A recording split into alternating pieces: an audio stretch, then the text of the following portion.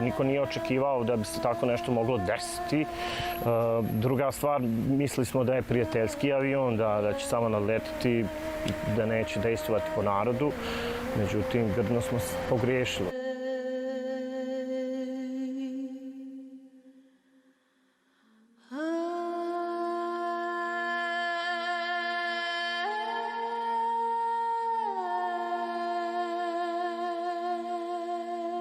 Radi se o malom gradu, možda je bilo nekih 5-6 hiljada stanovnika, tako da što se tiče tog života bilo je prilično zanimljivo, ono djetinjstvo šumski grad, da se tako izrazim.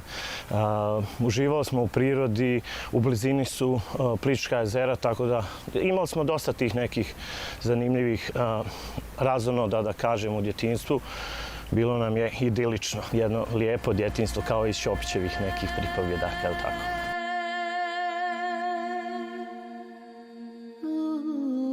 Pa ja se sjećam ljetovanja 90. Tada sam imao punih 7 godina, tada se već počelo pričati o ratu i posebno se sjećam kad smo se vraćali iz Zadra u Korenicu, prolazili smo kroz ta hrvatska sela, manja mjesta, oni su već izbacili zastave hrvatske trobojke, jeli, pričali su o nekakvim ustašama, Hrvatima, za mene je to sve bilo novo, pošto smo odrasli u nekoj, recimo, jugoslovenskoj familiji.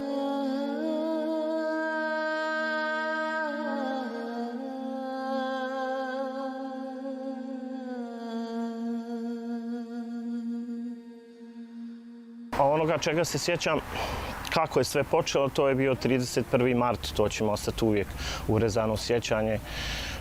Na Plitvičkim jezerima, tu je negdje sukob i počeo. Poginuo je jedan stanovnik, naš komšija iz Korenice i jedan hrvatski, mi smo ih zvali Zenge, te neke specijalne policijske jedinice hrvatske.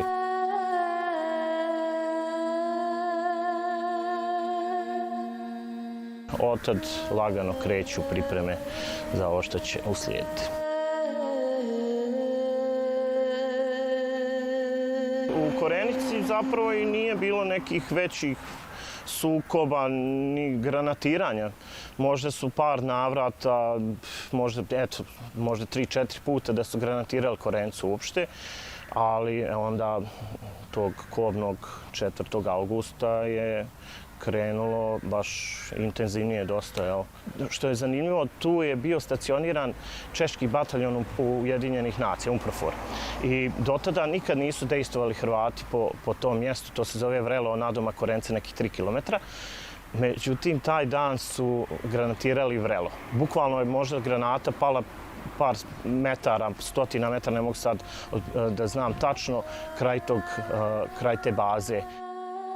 I negdje u 8 sati smo dobili informaciju da kraj napada i da se moramo kupiti. Došao je autobus po te stanovnike tu.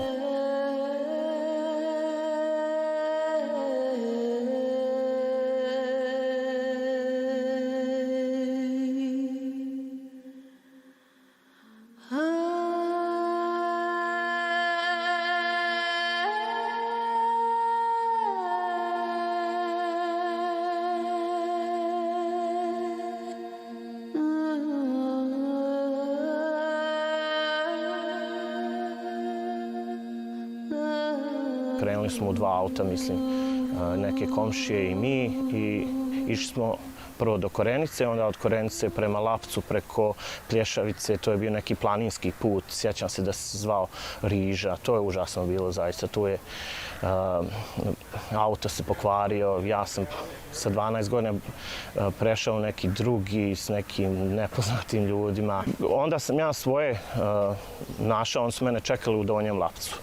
I onda prelazim kod njih u traktor i krećem putem Bosne.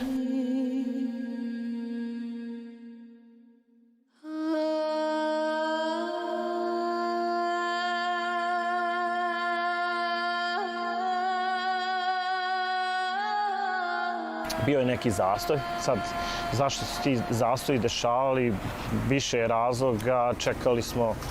čekali smo gorivo, hranu i baš smo se duže zadržali tu. Na nekom obližnjem polju igrala se neka djeca gdje sam ja izašao da vidim, djeca normalno igraju se, šta će, nisu ni svjesni šta se dešava i ja sam prišao njima da se, ne znam, bila je neka lopta, vjerojatno nekog fudbala da bacimo u tom svemu i onda sam čuo i avion da je nadleći.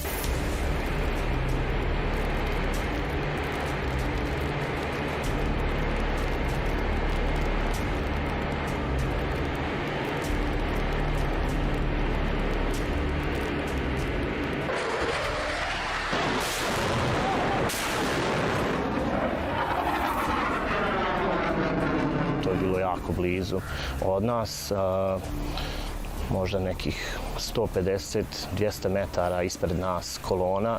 Čuo sam veliku eksploziju, bukvalno sam osjetio toplinu, ta detonacija bacila me na zemlju. Odjednom se stvorio brat, rekao jesi dobro, jesi živ, jesi povređen, pošto ja ne mogu da te objasnim, kao da je bilo pored mene. Osjetiš toplinu te eksplozije i dan danas se sjećam toga. Kad smo došli sa cisternom iz Petrovca na intervenciju, dobili smo poziv da ima ranjeni, da ima poginuli. Tako da smo došli i vidjeli smo užas. Puno krvi, puno mrtvih, ranjenih, kamion ovdje gore. Bio je pun konzervi, znači pogođen je granatom i gorio je nenormalno, tu je vozač poginuo. Užas je to bilo. Ne znam šta bi vam rekao, to treba izdržati.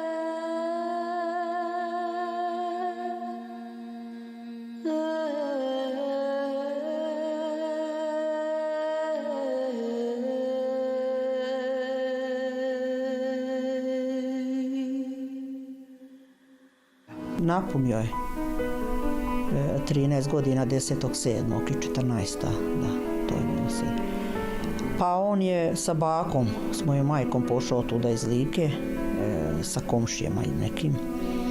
A muž mi je, vraća se odavde iz Srbije i tako da su onda tu se tražili, našli se, sreli se i tu je bio i kum i svekari. I djeca od Raji Spase su željeli, zato što Spase Rajić sa mojim mužem vozio, da uđu u kamion, imali su želju, to je bilo tako, roditelji jedva su i pristali, ali eto. I samo što su sjeli, avion naletio i tako u tom momentu i uz kolonu i granatira i onda je kum Jovica Piplica, on je i moj svekar su dobro ranjeni, ispali su, a mi 4 su ostali na licu mjesta. Samo se sjećam kad sam uvatio za... Znači ništa ne znam. Ne slutiš ništa, već on pristaje. Samo sam uvatio za ovaj celofan da otvorim kutiju. S jednim cigarom. I čini mi se samo da sam plavi plamen. I bum, osjetio, drugo ništa. Pojma nema šta je. I više ne znam ništa. I mene je izbacila na desna vrata, na desna vrata, nekih 16-17 metara.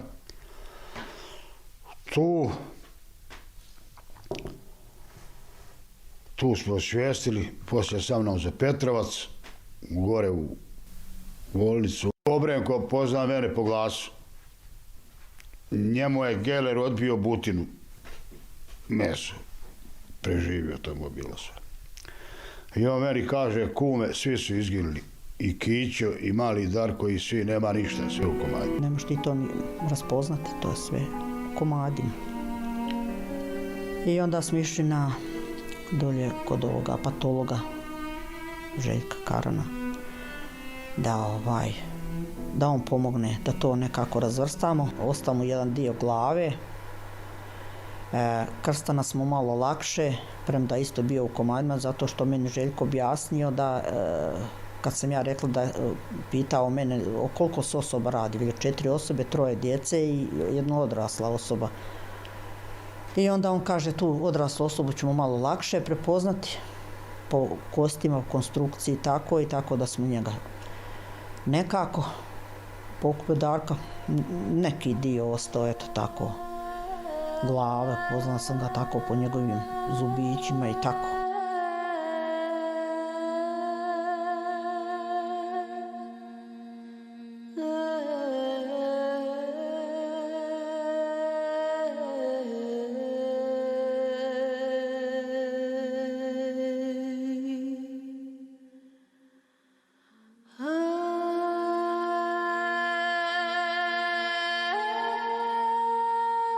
Ja sam bio u 12 sati i 10 minuta i bio sam u kući.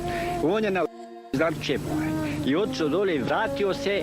Čim se je vratio, nije bilo ma 3 sekunde, on je već ispalio jednu raketu, pa drugu, treću. Ja više nisam mogao, onda kud je očeo, ja nisam mogao nikako vidjeti. Do mene sjedio još jedan čovjek i do njega sjedio unuk i vozač, to je bio sin od ovoga, Vuković Krstan, Obrenko. I mali njih, jedno kolege, dvoje djece je bilo na krevetima gore. I nakon toga, možda jedno 5-6 minuta, grunulo, ja ne znam, mene izbacilo van. Auto se zapalilo, poslije su ove izvukli. Mene su odmah čakali blizu Petrovca u bolnicu. Povređene smo zbrinuli i uputili u zdravstvene centre prema Banja Luci. 4 žene i 2 starca.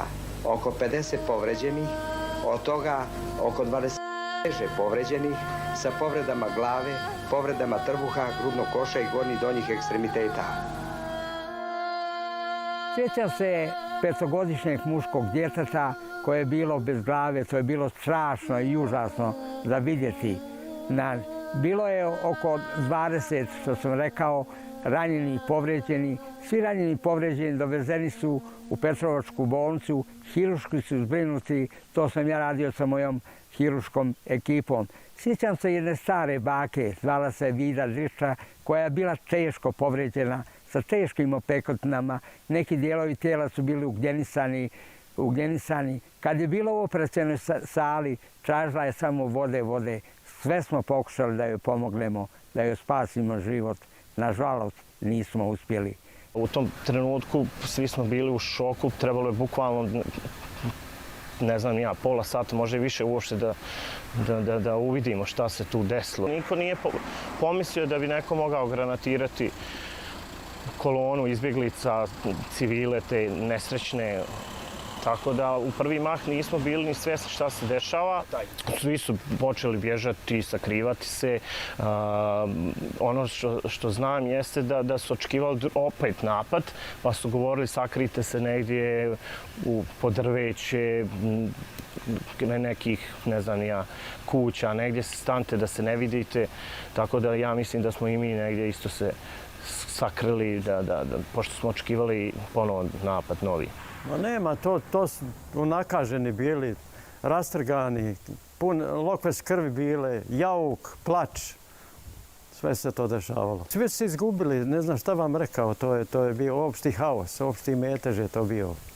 Znači, kad se nešto desi tako nenadano, znači, ljudi nisu očekivali šta će biti. Poslije, prevozili smo te ranjene, povrijeđene, znači, u Petrovcu nije bilo toliko sanitarskih vozila da se mogu prevesti svi ranjeni, da se može brzo reagovati.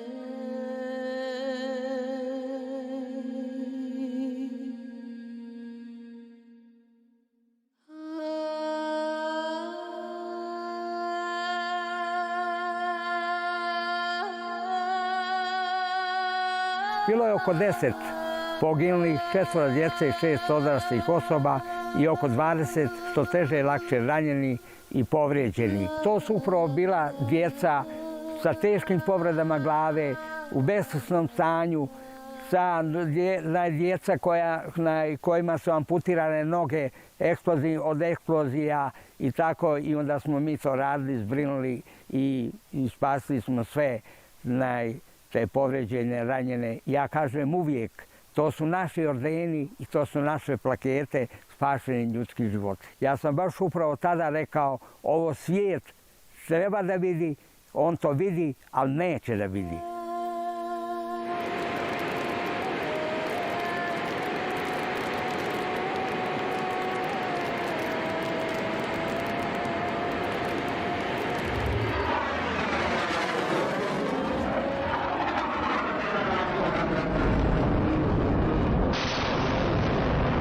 Bila sam na terasi ispred kuće kod komšinice i tako da sam imala pravo pogled na cestu i na to sve. Komentarisali smo ta zbivanja. U jednom času smo vidjeli 2 aviona kako odošu u pravcu Prijedora. Ništa ne slutajući, tamo naši su avioni. Da bi jedan mlađi čovjek trčao cestom i povikao migovi, migovi. Mi opet nismo skontali šta mu to znači. Međutim, možda pola minute ili 20 sekundi nakon toga, kako on vikao migovu, to me se prolomio strašan prasak. Tako je djelovalo kao da se zemlja prolama. Iza tog praska jauk.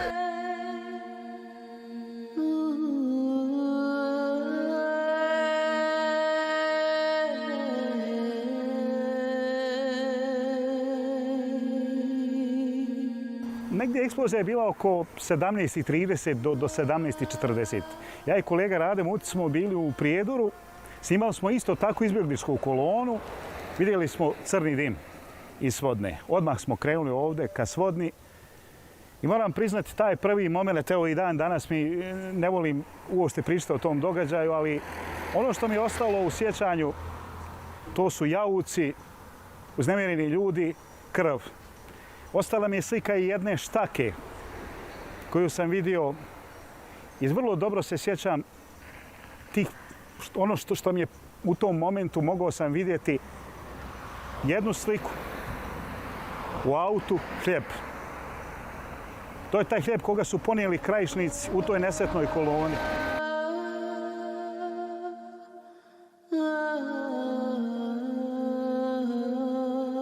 Došli smo tu i kad smo računali da smo se izvukli, rekao ajmo sad malo da pojemo, 3 dana ne jedemo, ne pijemo. Da popijemo kavu i tu iskuvali kod ljudi. I samo što smo popili, rekao sad aj krenemo, imamo gore izvor neki, popćemo vode, ledane i idemo. I ja da idem upaliti traktor, avion, kako se zove, ne znam, MiG koji je, nisam uspio ni vidjeti, naleti iz pravca, kako se zove ovo, Zagreba. Iz pravca Zagreba naleti i preleti preko nas i u navratu, u povratku, pusti granatu, ubije mojeg rođenog brata na mjestu, mamu i brata od strica, od ujaka, pački, moje 2 djece, maloljetnih, mali 10 godina, geleri po nogama, na svu sreću ostali su živi su, samo su geleri po nogama.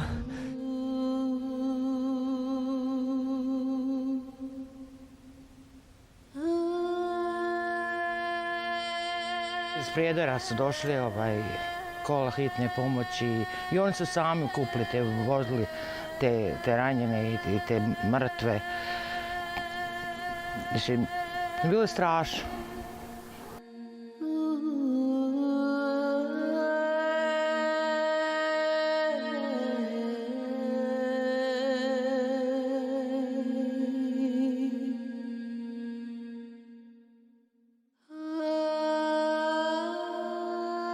Što se tiče tog dana, ostaje ti u sjećanju kao jedan dan gdje si bukvalno bio na ivici smrti. Mislim, bukvalno kažem ti, Burazer i ja smo mislili da tipamo, sjetimo živi. I nekad se sjetiš, kad čuješ nekakav avion da nadleti, sjetiš se toga.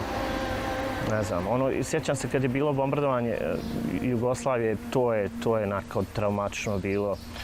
Kad vidim one snimke i tad me je najviše nekako to pogađalo. I sad kad vidim negdje ta ratna dejstva, jeza me ukoti. Znači neki osjećaj u stomaku, nešto, neka težina, to je nevjerojatno.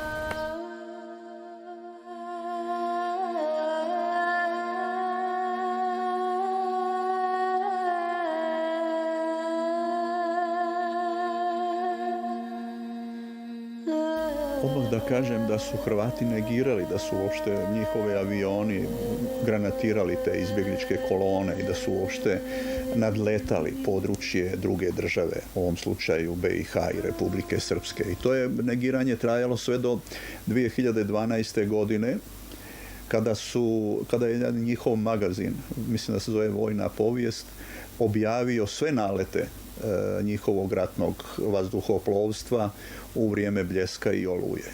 I tako su objavili i te nalete gdje se vidi da su, 7. poletio jedan MiG njihov 21 sa splitskog aerodroma i onda na toj Petrovačkoj cesti granatirao, ali ne kolonu izbjegličku.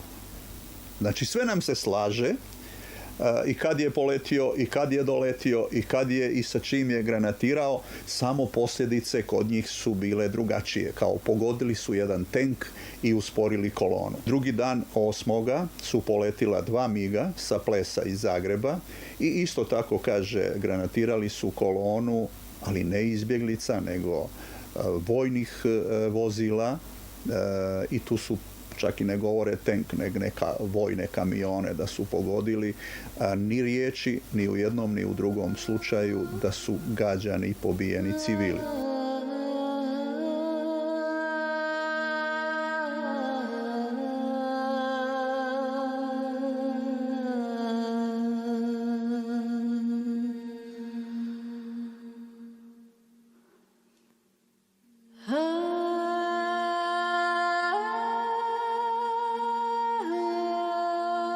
Na kraju krajeva, to se desilo, to granatiranje, lokacija, je daleka 60 km od granice BiH i Hrvatske. Sve da je bilo nešto vojnoga u toj koloni, to nikako nije mogao biti legalni cilj. Ženevske konvencije zabranjuju, sve kad su izmiješani civili sa vojskom, da se zbog toga ubijaju i civili.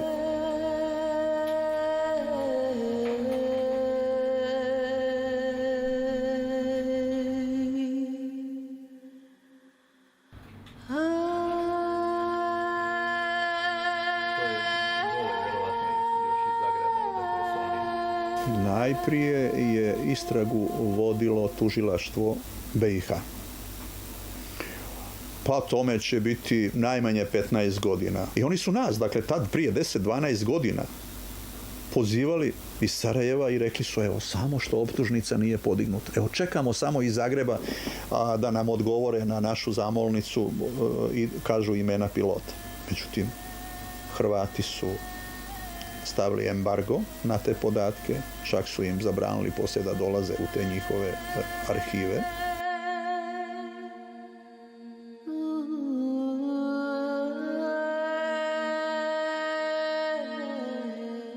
Pa kad se vidjelo da oteže Sarajevo, da Hrvatska ima svoj taj narativ, da tu nema nikakvih zločina, onda je naše tužilaštvo u Srbiji, tužilaštvo za ratne zločine, na prijavu, krivičnu prijavu oštećenih, ili bolje rečeno njihovog punomoćnika, advokata beogradskog Dušana Bratića, otvorilo istragu i prošle godine podiglo optužnicu. Vanpretresno vijeće Odeljenja za ratne zločine pri Višem sudu u Beogradu je potvrdilo optužnicu. Ali nije odlučilo o prijedlogu tužilaštva da se sudi u odsustvu optuženim hrvatskim pilotima, ujedno i oficirima. Znam da je podignuta optužnica protiv tih generala koji su nalogodavci, vjerovatno, i protiv 3-4 pilota. Do danas niko nije optužen, potvrđena optužnica, mislim čak možda i prošle godine, ali tako nešto je skoro bilo. Nisam nešto optimističan da će to imati nekakav ishod pozitivan, u smislu da će ti ljudi zaista odgovarati za to što su učinili. Hrvatska strana se izjasnila čim je dobila zamolnicu. A u toj zamolnici je iz Beograda pisalo: evo, uručite ovu optužnicu toj 4 pilota sa pozivima na pripremno ročište u Beogradu. Pa u oktobru, pa u novembru, pa je čak bilo i za glavni pretres u decembru. Oni su se izjasnili odmah, čim su dobili prvu zamolnicu iz Srbije i napisali na službenoj stranici vlade Hrvatske ne priznajemo beogradsku optužnicu i nećemo po njoj poduzimati nikakve aktivnosti. Tačka.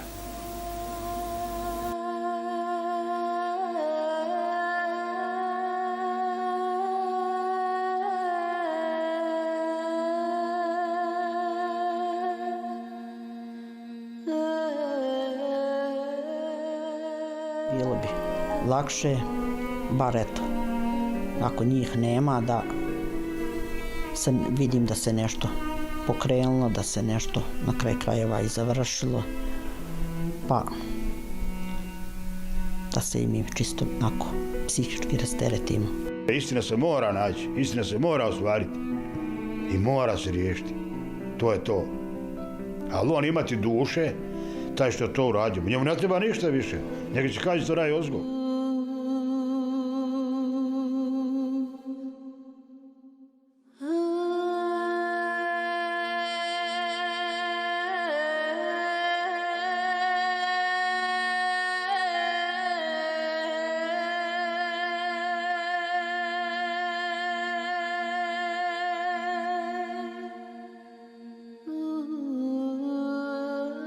Zar neko može biti sretan, ponosan i heroj ko bombarduje kolonu izbjeglica na putu i baca bombe smrti i ubija stare i nejač na putu?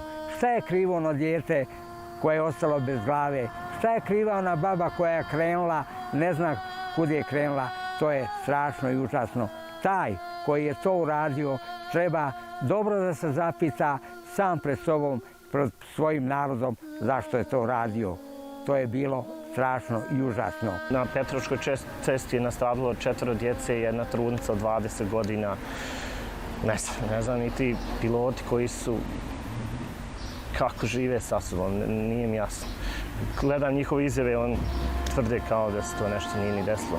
Mislim kao da su dejstvovali po nekim vojnim ciljevima, što je suludo, to je bio nekakav kamion. Sjećam se narandžasta cerada bila, jasno ti da nema veze sa vojskom. I dan danas se pitam čiji je um i ko je taj čovjek koji je mogao da ispusti tu raketu, a ne dužne ljude. Ne bih nikad bio u koži tog čovjeka. Znate zašto? Ne treba kazna. Dovoljno je sam sa sobom. Da znaš da si nekom djedu, baki, djetetu oduzeo život. Kakav je to život poslije? Ne treba ni jedan sud. Ne, dovoljno je samo taj sud.